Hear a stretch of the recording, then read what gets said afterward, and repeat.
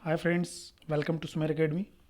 दोस्तों, हम लोग इन्वायरमेंट्स का लेक्चर अभी हम लोग क्वेश्चन आंसर करेंगे। जो भी मोस्ट इंपॉर्टेंट क्वेश्चंस हम लोग इस लेक्चर में देखेंगे।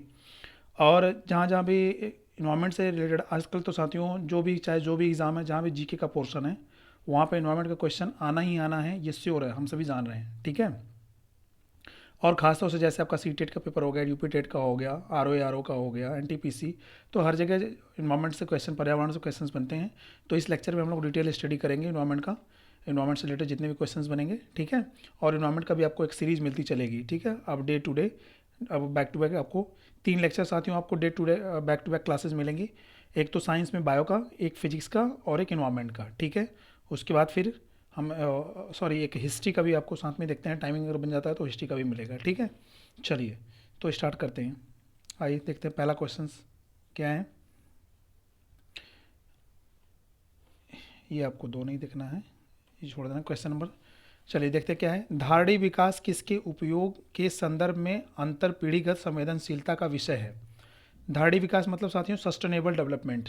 सस्टेनेबल डेवलपमेंट समझते हैं।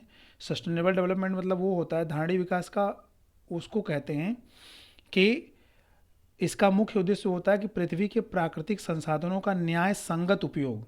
न्याय संगत मतलब समझ रहे हैं, जो कि मतलब उसका उपभोग करना है, लेकिन वो अवैध तरीके से नहीं, बिल्कुल दोहन ही नहीं कर देना ऐसा। प्राकृतिक संसाधनों का इस तरह से उपभोग करना कि वह आने वाली पीढ़ी के लिए भी वह उसका लाभ उठा सकें, और प्लस वर्तमान भी पीढ़ी भी उससे लाभान्वित हो सके, तथा प्रकृति को कोई क्षति भी ना हो। इसको हम बोलते हैं क्या, इसको बोलते हैं धारणी विकास या सस्टेनेबल डेवलपमेंट। ठीक है। तो क्या हमने बताया कि धारणी विकास का मुख्य उद्देश्य क्या है, पृथ्वी के प्राकृतिक संसाधनों का न्याय संगत उपभोग, ठीक है, संरक्षण तथा उचित प्रबंधन करना ही क्या कहलाता है, धारणी विकास। ठीक है। तो क्या है इसका संवेदनशीलता का विषय क्या है, प्राकृतिक संसाधन, भौतिक संसाधन, औद्योगिक संसाधन, सामाजिक संसाधन। तो इसका राइट आंसर बताएं क्या होगा। तो इसका राइट आंसर क्या हो जाएगा, ऑप्शन नंबर 1। ठीक है। नेक्स्ट क्वेश्चन देखते हैं। धारणी विकास क्या है, प्राकृतिक संसाधन का हमको जो है उसकी संवेदनशीलता का ध्यान रखना है, इसका विषय है। ठीक है। भौतिक संसाधन, औद्योगिक संसाधन तो इन सब का तो है नहीं। चलिए नेक्स्ट क्वेश्चन देखते हैं क्या है। सतत विकास के लिए आवश्यक है, सस्टेनेबल डेवलपमेंट, सतत विकास मतलब कंटिन्यूस डेवलपमेंट के लिए क्या आवश्यक है। क्या जैव विविधता का संरक्षण करना जरूरी है, प्रदूषक का का निरोध एवं नियंत्रण करना जरूरी है, निर्धनता को घटाना है, क्या उपर्युक्त सभी। बताइए। तो इसका आंसर हमको लग रहा है सभी को पता होगा। तो क्या हो जाएगा, राइट ऑप्शन डी। सतत विकास मतलब क्या है कि जैव विविधता का संरक्षण भी होना चाहिए। जैव विविधता समझते हैं ना, कि पृथ्वी पर जो विभिन्न प्रकार के जीव जंतु हैं, जीव जंतु मतलब कि जिसमें हमारे सभी आ जाते हैं। जैव विविधता मतलब डाइवर्सिटी ऑफ एनिमल बींग्स या ऑर्गेनिजम्स, अलग अलग तरह के जो ऑर्गेनिजम्स, जो जीव एक वास में प्रकृति में सर्वाइव करते हैं, वो उसको हम क्या बोलते हैं, जैव विविधता। जीवों की जो विविधता होती है, डाइवर्सिटी होती है, उसको हम जैव विविधता बोलते हैं। ठीक है। और क्या है, प्रदूषण का निरोध एवं नियंत्रण, ये भी है। निर्धनता को घटाना भी हमारा सतत विकास का लक्ष्य है। ठीक है। तो उपयुक्त सभी आंसर हो जाएगा। नेक्स्ट क्वेश्चन क्या है, अधोलिखित में कौन सा पृथ्वी के कार्बन चक्र में कार्बन डाइऑक्साइड को की मात्रा को नहीं बढ़ाता। चलिए बताइए।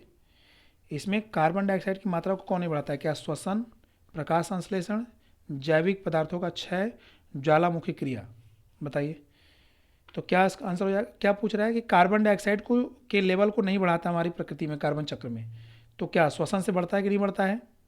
तो श्वसन से तो कार्बन डाइऑक्साइड, इससे तो कार्बन डाइऑक्साइड बढ़ता ही है, कार्बन डाइऑक्साइड श्वसन में निकलता है।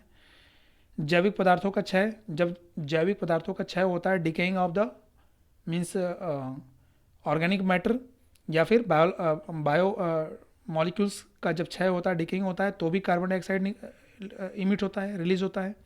ज्वालामुखी क्रिया में तो कार्बन डाइऑक्साइड निकलता है, ढेर सारी गैसेज निकलती हैं, केवल ज्वालामुखी कार्बन डाइऑक्साइड ही नहीं, बहुत सारी गैसेज, उसमें कार्बन डाइऑक्साइड भी। तो इसका राइट आंसर क्या हो जाएगा, प्रकाश संश्लेषण में साथियों कार्बन डाइऑक्साइड क्या होता है, ये कार्बन डाइऑक्साइड क्या होता है, यूटिलाइज होता है, न कि निकलता है। ठीक है। चलिए नेक्स्ट क्वेश्चन क्या है। सौर विकिरण की सबसे महत्वपूर्ण भूमिका क्या है, सौर विकिरण की सबसे महत्वपूर्ण भूमिका क्या है, क्या कार्बन चक्र में, हाइड्रोजन चक्र में, जल चक्र में, नाइट्रोजन चक्र में। तो इसका राइट आंसर क्या होगा, तो इसका राइट आंसर क्या हो जाएगा? ऑप्शन नंबर सी, सौर विकिरण की जल चक्र में क्या है? महत्वपूर्ण भूमिका है। क्यों?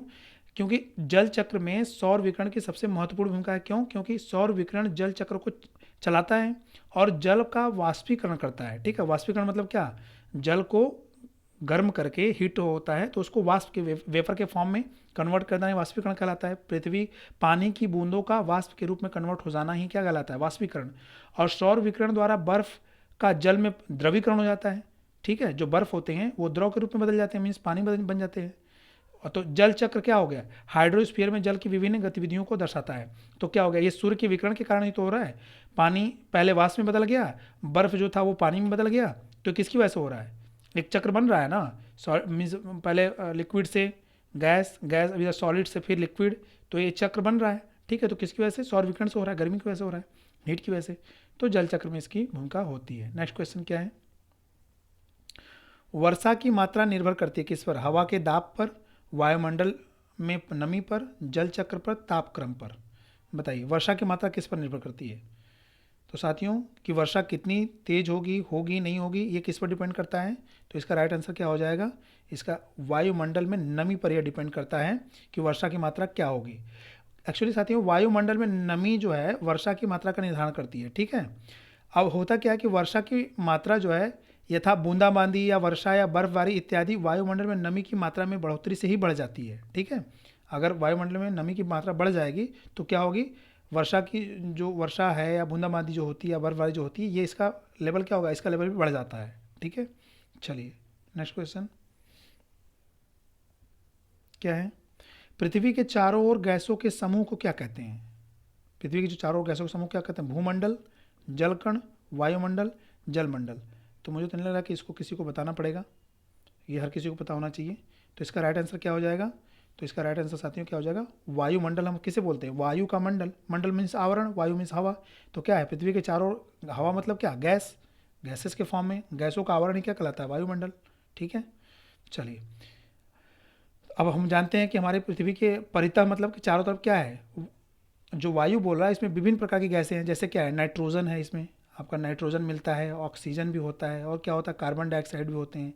ठीक है, और अन्य भी गैसेस पाई जाती हैं, आर्गन भी, ये सभी गैसेस बहुत कम मात्रा में पाई जाती हैं लेकिन पाई तो जाती हैं। ठीक है, नेक्स्ट क्वेश्चन क्या है? वायु एक क्या यौगिक है, तत्व है, मिश्रण है, विद्युत अपघट्य है? तो क्या है? वायु क्या है? वायु एक मिश्रण है, यौगिक नहीं है, तत्व भी नहीं है, विद्युत अपघट्य भी नहीं है। क्यों? यौगिक जो होता है ये फिक्स रेशियो में होता है, ये किसी न किसी रेशियो में फिक्स होगा। 2:3 हो सकता है, 4:5 हो सकता है, मतलब कोई ना कोई एक रेशियो इसका फिक्स होगा यौगिक का, उसको यौगिक कंपाउंड बोलते हैं। लेकिन मिक्सचर में क्या है? मिश्रण में कोई लेवल, कोई रेशियो फिक्स नहीं होता है कि किसको कितना मिलाना है। ठीक है, तत्व तो कोई मतलब ही नहीं है वायु। ठीक है, और विद्युत अपघट्य भी क्या? विद्युत अपघट्य भी नहीं है। नेक्स्ट क्वेश्चन क्या है? हवा में जिस गैस की मात्रा सबसे अधिक होती है वह है क्या? Hydrogen, carbon dioxide, oxygen, nitrogen. सबसे ज़्यादा मात्रा में हवा में सबसे ज़्यादा मात्रा किसकी है? बताइए क्या आंसर हो जाएगा? तो हवा में गैस की मात्रा में सबसे अधिक मात्रा किसकी है? तो साथियों इसका राइट आंसर क्या हो जाएगा?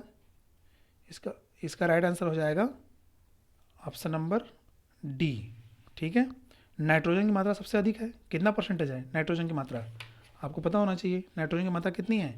78%। मोटी मोटा माना जाता है 78 पॉइंट, कहीं आपको 08 भी मिलेगा, लेकिन मोटी मोटा कितना माना जाता है? 78%। ठीक है, वातावरण में। तो चलिए और क्या है? इसके अलावा और भी गैसेज होती हैं, जैसे क्या? Oxygen, argon, carbon dioxide, neon, helium, ये सभी गैसें पाई जाती हैं। ठीक है, लेकिन क्या है? नाइट्रोजन सबसे अधिक मात्रा में मिलती है। नेक्स्ट क्वेश्चन क्या है? यदि पृथ्वी पर पाई जाने वाली वनस्पतियां यानी पेड़ पौधे समाप्त हो जाएं तो किस गैस की कमी हो जाएगी? बताइए यदि पृथ्वी पर जो पाए जाने वाले पेड़ पौधे हैं, वनस्पतियां हैं, अगर ये समाप्त हो जाएं तो किस गैस की कमी हो जाएगी? कार्बन डाइऑक्साइड की, नाइट्रोजन की, जल वाष्प की, ऑक्सीजन की? सॉरी, किसकी कमी होगी? आंसर साथियों बताइए। तो क्या हो जाएगा? हम जानते हैं कि ऑक्सीजन की कमी होगी। क्यों? कार्बन डाइऑक्साइड बाकी डेड एंड डिकेइंग मैटर से कोई चीज़ें सड़ती गलती हैं, जब उनका डिऑक्सीडेशन होता है तो क्या होता है? वो सड़ती गलती है तो वहाँ से भी कार्बन डाइऑक्साइड निकल जाता है। ठीक है, और जितने जीव जंतु हैं वो भी रेस्पायर करते हो तो वहाँ से कार्बन डाइऑक्साइड निकल जाता है, और नाइट्रोजन भी निकलता ही है आपके पेड़ पौधों के सड़ने से, ठीक है। जल वाष्प तो बनता ही है, किससे? वाटर ड्रॉपलेट से। लेकिन ऑक्सीजन जो है केवल और केवल पेड़ पौधों से ही बनता है। ब्लू ग्रीन एल्गी एल्गी वगैरह जो होते हैं, जो फोटोसिंथेटिक होते हैं, जो फोटोसिंथेसिस का काम करते हैं, वही केवल ऑक्सीजन को निकालते हैं। तो क्या होगा, किसकी कमी हो जाएगी? ऑक्सीजन की। नेक्स्ट क्वेश्चन क्या देखते हैं, निम्नलिखित में से कौन सा कार्य पेड़ पौधों का नहीं है? कार्बन डाइऑक्साइड का अवशोषण, सौर का अवशोषण, वायु का प्रदूषण, और क्या है? ऑक्सीजन की विमुक्ति। इसमें से कौन सा काम पेड़ पौधों का नहीं है, बताइए तो। अच्छा क्वेश्चन है साथियों, बताइए। तो क्या हो जाएगा इसका आंसर? कार्बन डाइऑक्साइड का अवशोषण ये तो है, सौर का अवशोषण ये भी है, इस पर मैं क्वेश्चन अभी आपसे पूछने वाला हूँ आपको। और क्या है? ऑक्सीजन की विमुक्ति ये भी है। लेकिन वायु का प्रदूषण काम पेड़ पौधों का नहीं है, तो आपका आंसर हो जाएगा सी। साथियों, सौर का अवशोषण किसी को कुछ नया लग रहा हो कि सौर का अवशोषण पेड़ पौधे कैसे करते हैं, आपको एक क्वेश्चन, एक चीज़ मैं आपसे बता रहा हूँ कि आजकल जितने भी हाईवेज बन रहे हैं ना, जितने भी नेशनल हाईवे या जितने भी ग्रैंड ट्रक टाइप से रोड होती हैं, जो मेन रोड होती हैं, उस रोड के किनारे में आप बीच में देखेंगे तो एक बहुत चौड़ा एरिया छोड़ा जाता है, उस पर पेड़ लगाए जाते हैं, ठीक है। अक्सर कनेर वगैरह की और भी चीज़ों का पेड़ पौधे लगाए जाते हैं। तो उसका मकसद क्या होता है? उसका मकसद यही होता है कि जो रोड पर, हालांकि तो रात में जो लाइटिंग के लिए जो आंखों पे जो फोकस पड़ता है उससे तो हेल्प मिलता है अगर वो बड़े ज़्यादा ऊंचे हो जाएंगे तो, लेकिन दूसरा उसका मकसद होता है कि जो रोड पर जो गाड़ियों से चलने वाले जो शोर है ना, जो नॉइज़ है, उसको पेड़ पौधे बहुत ज़्यादा उसका एब्जॉर्ब कर लेते हैं, उसको अवशोषित करते हैं। तो हमारे वातावरण से क्या करते हैं, शोर को यानी कि ध्वनि प्रदूषण को भी पेड़ पौधे कम करते हैं, ठीक है। चलिए नेक्स्ट क्वेश्चन क्या है। हाँ, ये क्वेश्चन साथियों देखिए बढ़िया क्वेश्चन है, ये एजेंडा 21 से है, ये इंटरेस्टिंग क्वेश्चन है। इस पर मैं आपको थोड़ा सा बढ़िया से आपको बता देता हूँ कि क्या है ये क्वेश्चन, ठीक है। चलिए क्या है क्वेश्चन, पढ़ते हैं कि समाचारों में कभी कोई देखने वाले एजेंडा 21 के संदर्भ में निम्नलिखित कथनों पर विचार कीजिए। क्या है एजेंडा 21 भाई, इस पर हम लोग देख लेते हैं, बात कर लेते हैं। आइए, यह धारणी विकास के लिए एक वैश्विक कार्य योजना है, पहला हो गया, ठीक है। दूसरा क्या है, 2002 में जोहान्सबर्ग में हुए धारणी विकास पर विश्व शिखर सम्मेलन, world summit on sustainable development में इसकी उत्पत्ति हुई। तो उपयुक्त कथनों में से कौन सा सही है ये आपको बताना है। क्या केवल एक सही है, केवल दो सही है, एक और दो दोनों सही है, दोनों नहीं सही है? बताइए इसका राइट आंसर क्या होगा। तो साथियों इसका राइट आंसर हो जाएगा क्या, केवल एक, यानी केवल यह धारणी विकास के लिए एक वैश्विक कार्य योजना है। कौन? एजेंडा 21, ठीक है। यह केवल एक धारणी विकास मतलब सस्टेनेबल डेवलपमेंट के लिए एक वैश्विक कार्य योजना है। साथियों एजेंडा 21 एक्चुअली है क्या, देखिए, ब्राज़ील की राजधानी रियो डी जेनेरियो जो है में वर्ष 1992 में पर्यावरण विकास सम्मेलन आयोजित हुआ था, ठीक है। और इसे हम क्या कहते हैं, अर्थ समिट भी कहते हैं या पृथ्वी शिखर सम्मेलन भी कहा जाता है, ठीक है। और यह सम्मेलन स्टॉकहोम सम्मेलन की 20वीं वर्षगांठ मनाने के लिए आयोजित किया गया था, ठीक है। और इसमें सम्मिलित देशों ने क्या किया था कि धारणी विकास के लिए एक कार्यवाही योजना स्वीकृत की थी, जिसे एजेंडा 21 के नाम से जाना जाता है, ठीक है। और एजेंडा 21 जो है वो धारणी विकास के लिए एक वैश्विक कार्य योजना है, बात समझ आ रही है। एजेंडा 21 धारणी विकास के लिए एक वैश्विक कार्य योजना है, ये आपको ध्यान रखना है, ठीक है। ये लाइन एजेंडा 21, ठीक है, बात समझ आ रही है। और ये क्या है, यह पारिस्थितिकी विनाश तथा आर्थिक असमानता को समाप्त करने पर बल देता है, ठीक है, धारणी विकास। और ये जो दूसरा वाला ये ऑप्शन गलत है, क्यों? क्योंकि जो ये 2002 में जोहान्सबर्ग में नहीं हुआ था, बल्कि ये 1992 में क्या हुआ था, 1992 कहाँ, ब्राज़ील की राजधानी रियो डी जेनेरियो में ये जो है इसका आयोजन किया गया था, ठीक है। तो इसका answer option number 1। Next question क्या है, पृथ्वी शिखर सम्मेलन का आयोजन किया गया था, पृथ्वी शिखर सम्मेलन का आयोजन कहाँ किया गया, बताइए। काहिरा में, रियो में, डरबन में, क्योटो में? तो अभी मैंने ऊपर लेक्चर में बता ही दिया, तो आपको पता हो जाना चाहिए, रियो डी जेनेरियो, ब्राज़ील की राजधानी रियो डी जेनेरियो में, ठीक है। नेक्स्ट क्वेश्चन क्या है अगला। और साथ ही जो रियो डी जेनेरियो में जो ये ब्राज़ील की राजधानी, ये अंतर्राष्ट्रीय स्तर पर पर्यावरण संरक्षण और विकास की दिशा में यह महत्वपूर्ण प्रयास कदम उठाया गया था, ठीक है। चलिए नेक्स्ट क्वेश्चन देख लेते हैं। पृथ्वी सम्मेलन +5 आयोजित हुआ था, इसका एक मकसद है साथियों, इसको कुछ लोग मतलब समझ पाएंगे कि नहीं, ये आपको मैं वही बताता हूँ। पृथ्वी सम्मेलन +5 का क्या मतलब है, ठीक है, बताइए क्या है ये। 2005 में, 2000 में, 1999 में, 1997 में। बताइए तो इसका आंसर क्या हो जाएगा? तो इसका आंसर हो जाएगा डी। ठीक है, 1997 में। क्यों? देखिए अभी मैंने बताया कि 1992 में पृथ्वी सम्मेलन जिसे बोलते हैं 1992 में हुआ था। कहाँ? रियो डी जेनेरो, ब्राज़ील की राजधानी। और प्लस इसमें 5 कर देंगे तो ये हो जाएगा क्या? 1997। ठीक है। अब हुआ क्या कि वह जो 1992 में विश्व भर के जो नेता ब्राज़ील के शहर रियो डी जेनेरियो में पृथ्वी सम्मेलन के लिए एकत्रित हुए थे, तो ठीक 5 वर्ष बाद ये डेट है, इसका डेट वाइज साथियों याद करना, कहीं कहीं डेट भी पूछ देता है।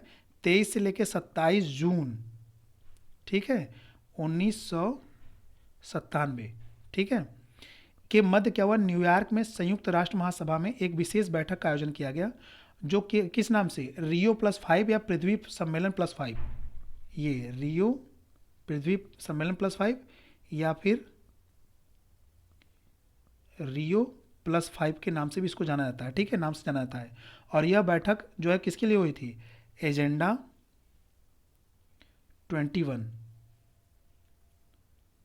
एजेंडा 21 को लेकर के। ठीक है, लागू कर एजेंडा 21 जो हुआ, जो लागू किया गया, उसके जो दिशा निर्देश थे उसको लागू करने की दिशा में उठाए गए कदम के मूल्यांकन के बारे में बुलाई गई थी कि जो 1992 में भाई ये जो कदम उठाया गया था उसका क्या हुआ, उसमें क्या क्या डेवलपमेंट हुए, किस देशों ने क्या क्या कदम उठाए हैं इसके लिए। ठीक है, उसका मूल्यांकन करने के लिए 1997 में यह पृथ्वी सम्मेलन +5 हुआ था। तो अगर आपसे केवल अगर वो पूछता है, पृथ्वी शिखर सम्मेलन पूछता है, तो रियो डी जेनेरियो 1992 हो जाएगा। ठीक है, लेकिन अगर पृथ्वी सम्मेलन +5 कर देता है या रियो डी जेनेरियो +5 कर देता है तो ये आंसर इसका 1997 हो जाएगा। ये ध्यान रखिएगा, कंफ्यूज मत होइएगा। ठीक है, चलिए नेक्स्ट क्वेश्चन क्या है? रियो 20 घोषणा पत्र स्वीकार, सॉरी, रियो 20 घोषणा पत्र का शीर्षक क्या था? The future we want, the future we seek, the future we have, the future we see, इनमें से कोई नहीं। बताइए तो क्या आंसर हो जाएगा? तो इसका राइट आंसर क्या हो जाएगा? इसका आंसर हो जाएगा option number 1, the future we want. ठीक है, अब इसमें देखिए क्या है। एक्चुअली रियो 20 के नाम से भी इसको जानते हैं। रियो 20 सम्मेलन का आयोजन क्या हुआ था? प्रथम पृथ्वी शिखर सम्मेलन कब हुआ था? 1992 में। मैंने बताया रियो डी जेनेरियो शहर कहाँ के? ब्राज़ील की राजधानी। ठीक है, कि 20 वर्ष पूरे होने के पश्चात, ठीक है, सम्मेलन के 20 वर्ष पूरे होने के, पूरे नहीं, इसका 20 वर्ष जब पूरा होता है, ठीक है, 20 वर्ष पूरा होने के पश्चात, तो जब 1992 में ये हुआ, ठीक है, अब इसमें आप 20 जोड़ेंगे तो कितना हो जाएगा? ये हो जाएगा कितना? 10 जोड़ेंगे तो कितना हो जाएगा? 2011, और 10 और जोड़ देंगे तो क्या हो जाएगा? 2012। यानी जो ये कह रहा है रियो 20 जो है 1992, 92 + 20 कर देंगे तो ये हो जाएगा 2012। ठीक है, तो 2012 में ब्राज़ील के रियो डी जेनेरियो में आयोजित रियो 20 सम्मेलन के घोषणा पत्र का शीर्षक जो था वो क्या था? The future we want. ये द फ्यूचर वी वांट। ठीक है, इस मसौदे में जनसंख्या नियंत्रण, गरीबी उन्मूलन, सतत विकास, सामाजिक समानता इत्यादि पहलुओं पर विचार किया गया था। ठीक है, जिसको कि हम रियो 20 के नाम से जानते हैं, यानी कि 20 साल बाद 1992 के सम्मेलन, पृथ्वी सम्मेलन होने के बाद। ठीक है, चलिए नेक्स्ट क्वेश्चन देखते हैं क्या है। पहला पृथ्वी शिखर सम्मेलन कहाँ हुआ था? बताइए, क्या वाशिंगटन में, जेनेवा में, रियो डी जेनेरियो में, ब्यूनस आयर्स में? बताइए तो एकदम इजी आंसर है, मैं बता रहा हूँ। पहला पृथ्वी शिखर सम्मेलन 1992 में, रियो डी जेनेरियो शहर, ब्राज़ील की राजधानी। चलिए नेक्स्ट क्वेश्चन। राष्ट्रीय पर्यावरण अभियांत्रिकी शोध संस्थान NEERI अवस्थित है कहाँ? बेंगलोर में, हैदराबाद में, नागपुर में, नई दिल्ली में? बताइए ये कहाँ स्थित है साथियों? बड़े क्वेश्चन है। अब जो हमारे विभिन्न संगठन है और विभिन्न संस्थाएं हैं ना, ये भी बहुत आजकल ट्रेंड चला है, इसका भी क्वेश्चन पूछता है कि इसका हेड ऑफिस कहाँ है या ये कहाँ इस्टेब्लिश है। ठीक है, तो बताइए कहाँ है? पहले NEERI का फुल फॉर्म समझ में आ रहा क्या है? राष्ट्रीय पर्यावरण अभियांत्रिकी शोध संस्थान, मतलब क्या? National environment engineering research institute. ठीक है, तो कहाँ है? तो इसका आंसर क्या हो जाएगा? ये है आपका स्थित कहाँ? ऑप्शन नंबर सी, नागपुर में। ठीक है, बात समझ आ रही? अब ये महाराष्ट्र के राज्य, नागपुर कहाँ है? महाराष्ट्र में, शहर में अवस्थित है। ठीक है, और ये NEERI क्या है? भारत सरकार के विज्ञान एवं प्रौद्योगिकी मंत्रालय के अधीन कार्य करता है। ठीक है, यानी ये भारत सरकार के अंतर्गत आता है, गवर्नमेंट ऑफ इंडिया। ठीक है, चलिए नेक्स्ट क्वेश्चन देखते हैं क्या है। आइए, राष्ट्रीय पर्यावरण अभियांत्रिकी शोध संस्थान नीरी कब और कहाँ स्थापित किया गया? इसी को बोल रहा है नीरी। अभी जो आप ऊपर देखेंगे NEERI, नीरी, ठीक है। तो बोल रहा है कि कब और कहाँ स्थापित किया गया, बताइए। तो स्थान तो आपको पता चल रहा है कि अब यहाँ से पता लग जाएगा आंसर कि नागपुर हो गया, तो इसका सन भी पता चलेगा 1958 में, ऑप्शन नंबर बी, ठीक है। National environmental engineering research institute, ठीक है, 1958 में नागपुर में हुई थी। और वर्तमान में इसके निदेशक कौन है साथियों? डॉक्टर राकेश कुमार। अभी 2020 में डॉक्टर राकेश कुमार भदौरिया मत कर दीजिएगा, क्योंकि वो वायुसेना प्रमुख हैं इस समय, राकेश कुमार भदौरिया, ठीक है, डॉक्टर राकेश कुमार। चलिए नेक्स्ट। NEA से आशय है, NEA का क्या फुल फॉर्म है बताना है ये आपको, बताइए तो क्या हो जाएगा NEA का full form? National inquiry act, national environment authority, national examination agency, national event association. तो बताइए इसका राइट आंसर क्या हो जाएगा? तो इसका आंसर हो जाएगा क्या? National environment authority, option number B, national environment authority. यद्यपि एक्चुअली साथियों क्या है कि इसका पूरा नाम राष्ट्रीय पर्यावरण अपीलीय प्राधिकरण NEAA, पूरा नाम इसका ये है, राष्ट्रीय पर्यावरण, नेशनल इन्वायरमेंट अपीलीय अथॉरिटी, ठीक है। और NEAA का गठन जो है वन और पर्यावरण मंत्रालय के द्वारा किया गया था, ठीक है। जिसमें क्या हुआ था, इसमें कुछ प्रतिबंधित क्षेत्रों में से ऐसे मामलों को देखने के लिए बनाया गया था जिसमें पर्यावरण मंजूरी आवश्यक थी, ठीक है, स्थापित किया गया था। चलिए आगे देखते हैं। नेक्स्ट क्वेश्चन क्या है? संयुक्त राष्ट्र पर्यावरण कार्यक्रम UNEP का मुख्यालय कहाँ है? संयुक्त राष्ट्र पर्यावरण कार्यक्रम का मुख्यालय कहाँ है? The Hague, Nairobi, New York, Washington DC। बताइए इसका आंसर क्या हो जाएगा, तो बताइए। UNEP का मुख्यालय पूछ रहा है, तो UNEP का मुख्यालय साथियों क्या है? नैरोबी, केन्या, ठीक है। केन्या की राजधानी है ना ये नैरोबी, इसका मुख्यालय, ठीक है। और इसका फुल फॉर्म क्या है UNEP का? UNEP का फुल फॉर्म क्या है? तो इसका फुल फॉर्म क्या है? यूनाइटेड नेशंस इन्वायरमेंटल प्रोग्राम, ठीक है। और इसकी स्थापना कब हुई थी? 1972 में। UNEP की स्थापना 1972 में हुई थी, यह भी आपको ध्यान रखना है। यूनाइटेड नेशन इन्वायरमेंटल प्रोग्राम इसका फुल फॉर्म होता है, ठीक है। और स्थापना 1972 में, इसके मुख्यालय कहाँ? नैरोबी, केन्या में, ठीक है। चलिए नेक्स्ट, इसको हिंदी में हो ही गया, संयुक्त राष्ट्र पर्यावरण कार्यक्रम। नेक्स्ट क्वेश्चन क्या है? EPA का पूर्ण रूप है, EPA का फुल फॉर्म क्या है? अभी तो आपने NEA देखा था, क्या है? Environmental pollution agency, environmental prohibition agency, environmental protection agency, उपयुक्त में से कोई नहीं। तो इसका राइट आंसर क्या हो जाएगा? तो राइट आंसर इसका हो जाएगा क्या? इन्वायरमेंटल प्रोटेक्शन एजेंसी, ठीक है। EPA environmental protection agency. और ये क्या है? संयुक्त राष्ट्र अमेरिका की संघीय एजेंसी है, ठीक है। चलिए next question. Green peas international का मुख्यालय अवस्थित है। ग्रीन पीस इंटरनेशनल का मुख्यालय कहाँ है? एम्स्टर्डम में, कैनबरा में, ओटावा में, नागासाकी में। तो इसका राइट आंसर क्या हो जाएगा? कहाँ पे है ग्रीन पीस का मुख्यालय? तो एम्स्टर्डम, ऑप्शन नंबर 1, ठीक है। ग्रीन पीस इंटरनेशनल एक क्या है? गैर सरकारी पर्यावरण संगठन है, और इसका मुख्यालय कहाँ है? नीदरलैंड्स के एम्स्टर्डम में, नीदरलैंड, ठीक है। चलिए नेक्स्ट क्वेश्चन। क्या है? हाल ही में संयुक्त राष्ट्र पर्यावरण सभा का चौथा सत्र UNEA का आयोजन UNEA 4 कहाँ आयोजित किया गया? यह का आयोजन कहाँ हुआ, बताइए।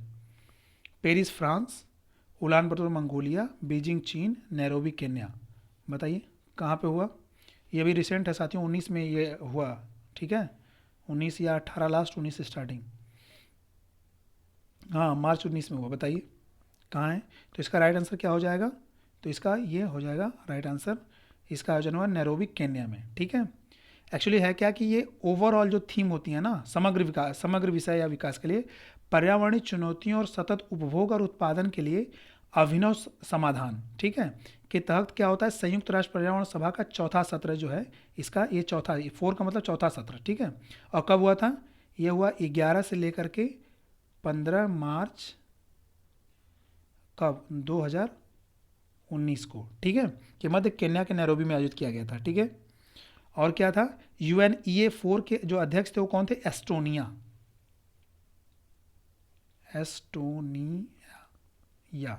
एस्टोनिया इसकी अध्यक्षता किए थे। चलिए नेक्स्ट क्वेश्चन क्या है, भारत में पर्यावरण संरक्षण अधिनियम पारित हुआ, पर्यावरण अधिनियम या पर्यावरण संरक्षण अधिनियम कब पारित हुआ, बताइए तो, भारत में पर्यावरण संरक्षण अधिनियम कब पारित हुआ था, तो इसका आंसर, तो इसका राइट आंसर क्या हो जाएगा, भारत में पर्यावरण संरक्षण अधिनियम पारित हुआ कब, 1981, 1986, 1995, 2000 में, बताइए तो इसका राइट आंसर क्या हो जाएगा, पर्यावरण संरक्षण अधिनियम भारत में 1986 में पारित किया गया था। ठीक है, पर्यावरण संरक्षण अधिनियम क्या बोलते हैं इसको, एनवायरमेंट प्रोटेक्शन एक्ट 1986, ठीक है, भारत में पारित हुआ और यह संपूर्ण भारत में लागू है। ठीक है ना, किसी भारत के एक दो हिस्से में नहीं बल्कि संपूर्ण भारत में लागू है। बल्कि इसी लगे हाथों साथियों मैं दो तीन चीज़ें और आपको बता देता हूँ कि पर ये तो हो गया ये आपका पर्यावरण संरक्षण अधिनियम 1986। स्टार्टिंग और वन्य जीव संरक्षण अधिनियम कब से लागू है, अगर वन्य जीव संरक्षण कहा जाए तो वन्य जीव संरक्षण अधिनियम ये लागू है आपका 1972 से। जल प्रदूषण अधिनियम, जल प्रदूषण अगर कहा जाए तो साथियों इसको एक जगह नोट कर लीजिए आप, जल प्रदूषण अधिनियम कब से लागू है, 1974 से। वन संरक्षण, वो वन्य जीव था, ये वन संरक्षण है, ये ध्यान रखेंगे आप, वन संरक्षण अधिनियम, ठीक है, वन संरक्षण अधिनियम कब से, 1980 से। ठीक है, और पर्यावरण संरक्षण, ये जो अभी आपने क्वेश्चन पढ़ा, पर्यावरण संरक्षण अधिनियम कब से लागू है, ये 1986 आप देख ही लिए। ठीक है, अगला और क्या है इसमें बच जाता है, नई राष्ट्रीय वन नीति, नई राष्ट्रीय वन नीति ये कब लागू है, 1988 से। ये साथियों जितना मैं बता रहा हूँ ना इसको एक जगह एक ही जगह लिख लेंगे तो आपको जो जो कन्फ्यूजन होगा, कहीं भी कन्फ्यूजन होगा तुरंत आप उठा के देख लेंगे, तो इसको एक जगह नोट जरूर बना लीजिए। और एक लास्ट है जैव विविधता एक्ट, मैं जब पढ़ाई कर रहा था, तैयारी करता था साथियों, मैं इसको एक ही जगह लिख करके जितने कोरिलेटिंग जो इवेंट होते हैं ना उसको एक साथ लिख करके रखा करिए, उससे बहुत आपको जैव विविधता एक्ट, जैव विविधता एक्ट ये कब लागू हुआ, ये हुआ था 2002 में। ठीक है, देखिए कितने मैंने 6 बता दिया आपको यहीं पे। ठीक है, तो यहाँ से आपको कंफर्म हो जाएगा। चलिए नेक्स्ट क्वेश्चन देखते हैं क्या है, पर्यावरण के परिरक्षण एवं संरक्षण हेतु पर्यावरण संरक्षण अधिनियम भारत सरकार द्वारा कब पारित किया गया था, रिपीटेड क्वेश्चन है, इसमें कन्फ्यूजन नहीं होना चाहिए। तो क्या हो जाएगा, बस थोड़ा सा स्ट्रक्चर चेंज किया, ऑप्शन नंबर 1। ठीक है, चलिए इसमें टाइम नहीं लूँगा मैं। नेक्स्ट क्वेश्चन, निम्नलिखित वर्षों में से कब पर्यावरण संरक्षण अधिनियम पारित हुआ था, 1986। एक्चुअली साथियों ये क्वेश्चन क्यों लिया है कि अलग अलग ईयर्स में ना अलग अलग फॉर्मेट से अलग अलग तरीके से क्वेश्चन पूछा गया, इसलिए मैंने इसको इंक्लूड कर लिया था। ठीक है, चलिए नेक्स्ट आपका रिवीजन ही हो जाएगा, इसमें कोई दिक्कत नहीं है। पर्यावरण सुरक्षा अधिनियम EPA अन्य किस नाम से जाना जाता है, छाता विधान, छड़ी मुबारक, पर्यावरण विधान, इको संरक्षण नियम, बताइए। इसको एक और नाम से भी जानते हैं पर्यावरण सुरक्षा अधिनियम को, तो किस नाम से, छाता विधान के, ऑप्शन नंबर 1 छाता विधान के नाम से भी इसको जानते हैं। एक्चुअली भारत में पर्यावरण संरक्षण अधिनियम जो 1986 में जो बना था को छाता विधान यानी अम्ब्रेला लेजिस्लेशन के रूप में भी जाना जाता है। ठीक है, वर्ष 1972 में जो स्टॉकहोम में आयोजित संयुक्त राष्ट्र के प्रथम मानव पर्यावरण सम्मेलन के निर्णयों को जो निर्णय लिए गए थे उनके कार्यान्वयन के लिए करने के उद्देश्य से, उनको क्रियान्वित करने के उद्देश्य से भारत सरकार ने पर्यावरण संरक्षण अधिनियम 1986 में पारित किया था, जिसको कि हम छाता विधान भी कहते हैं, अम्ब्रेला लेजिस्लेशन भी कहते हैं। ठीक है, चलिए नेक्स्ट क्वेश्चन क्या है देखते हैं।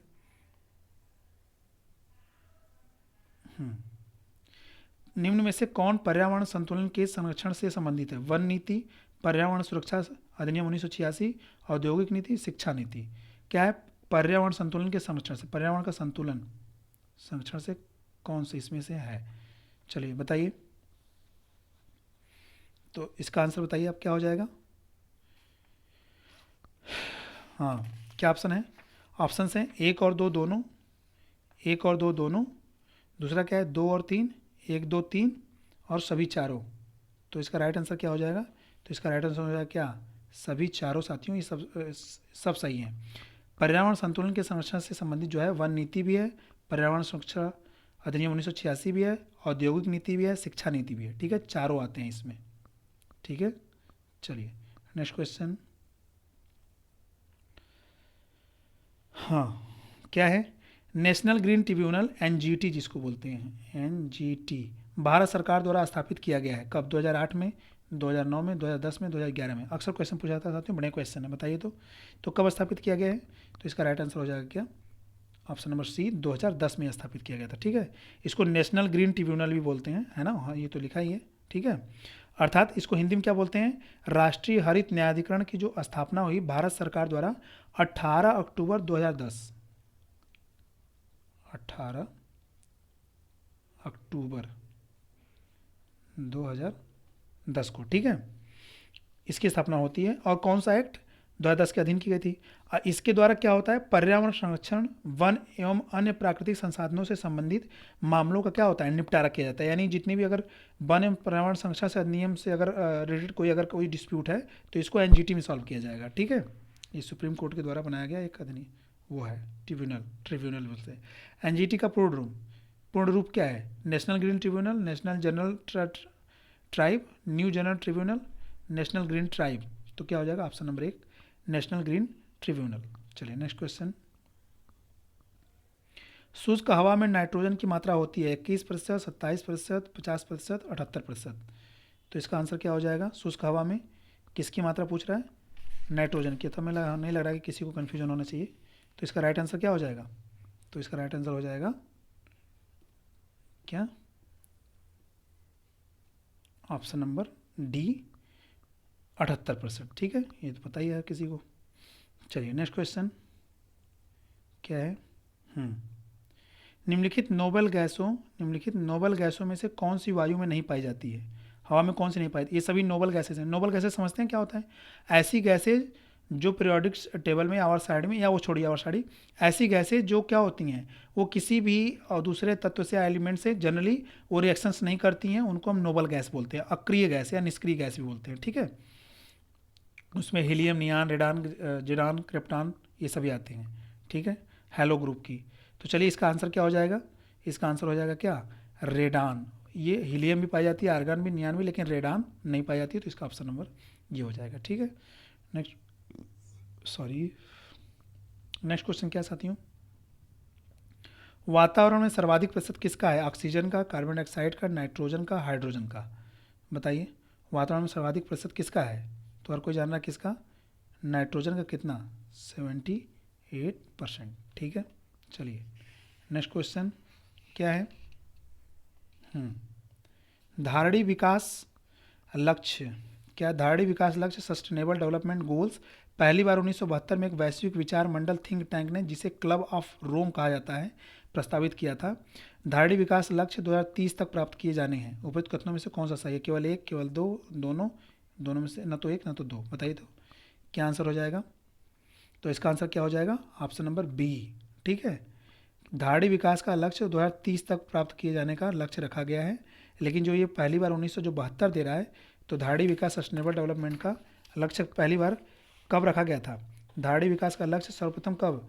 2012 में रियो जो 20 सम्मेलन हुआ था ना, रियो +20, यानी कि कब? 1992 का जो मूल्यांकन के बाद जो है फिर से जो हुआ रियो में 2020 साल बाद, तो 2012 हो जाता है। तो उस समय ये इसका प्रस्ताव रखा गया था किसका? धारणीय विकास लक्ष्य का। ठीक है, और जैसे मैंने बता ही दिया कि धारणीय विकास क्या है? सस्टेनेबल डेवलपमेंट विकास की अवधारणा है। ठीक है, विकास के लिए जिसके तहत क्या होता है? वर्तमान की आवश्यकताओं के साथ साथ धारणीय विकास या सस्टेनेबल डेवलपमेंट उसी को कहते हैं, जैसे मैंने पहले बता दिया कि वर्तमान की आवश्यकताओं के साथ साथ भविष्य की आवश्यकताओं को भी ध्यान में रखा जाता है, और इसी तत्वाधान में धारणीय विकास लक्ष्य बनाए गए थे। ठीक है, जिन्हें वर्ष 2030 तक प्राप्त करने का लक्ष्य रखा गया है। ठीक है, चलिए तो नेक्स्ट क्वेश्चन देख लेते हैं। विश्व मौसम विज्ञान संगठन का मुख्यालय अवस्थित है। विश्व मौसम विज्ञान संगठन का मुख्यालय साथियों कहाँ पे है? बताइए, इसका आंसर क्या हो जाएगा? तो इसका आंसर क्या हो जाएगा? जेनेवा में, रोम में, सिडनी में, टोक्यो में। तो इसका आंसर क्या हो जाएगा? इसका आंसर हो जाएगा कहाँ? जेनेवा में। विश्व मौसम विज्ञान संगठन का मुख्यालय जेनेवा में है। ठीक है, वर्ल्ड मेट्रोलॉजिकल ऑर्गेनाइजेशंस। ठीक है, और ये क्या है? संयुक्त राष्ट्र की एक विशेषज्ञ एजेंसी है ये। कौन? WMO या विश्व विज्ञान संगठन। विश्व मौसम विज्ञान संगठन, जो पृथ्वी के वायुमंडल की दशा और व्यवहार का अध्ययन करती है, और इसका मुख्यालय जेनेवा स्विट्जरलैंड में है। ठीक है, चलिए जेनेवा कहाँ है? स्विट्जरलैंड। चलिए नेक्स्ट क्वेश्चन देखते हैं क्या है। यूएनईपी का मुख्यालय अवस्थित है, यूएनईपी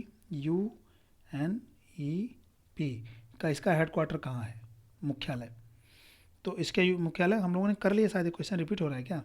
नैरोबी केन्या। ठीक है, शायद ये रिपीट हो रहा है। ठीक है, तो साथियों ये आज का लास्ट क्वेश्चन रहा और रिपीट हो गया है, कोई बात नहीं। तो साथियों ये इन्वायरमेंट से जो काफ़ी इंपॉर्टेंट क्वेश्चंस जो अक्सर मोस्टली रिपीटेडली पूछे जाते हैं हर एग्जाम्स में, ये आपके लिए कलेक्शन क्वेश्चंस का, जो आने वाले जितने भी एग्जाम्स हैं, सीटेट का पेपर हो गया या फिर अभी जो आर का पेपर है, एनटीपीसी है, सीजीएल है, जो भी पेपर होने वाले हैं सभी जगह इसके क्वेश्चंस पूछे जाने के चांसेस है। तो इसको आप वीडियो को देख करके नोट्स बना लीजिए और इसका रिविज़न आपको काफ़ी हेल्प आएगा। तो साथियों अगर लेक्चर पसंद आया तो आप चैनल को सब्सक्राइब कर लीजिए, ताकि वीडियो आपको डेली अब 2 से 3 वीडियो चैप्टर वाइज मिल रही हैं डिटेल स्टडी के साथ, तो आपको मिलती रहे। जैसे जैसे मैं वीडियो अपलोड करूँ आपको नोटिफिकेशन मिलता चला जाए। प्लस इसको तो अपने दोस्तों के साथ भी शेयर कर सकते हैं। ठीक है, ओके, थैंक यू।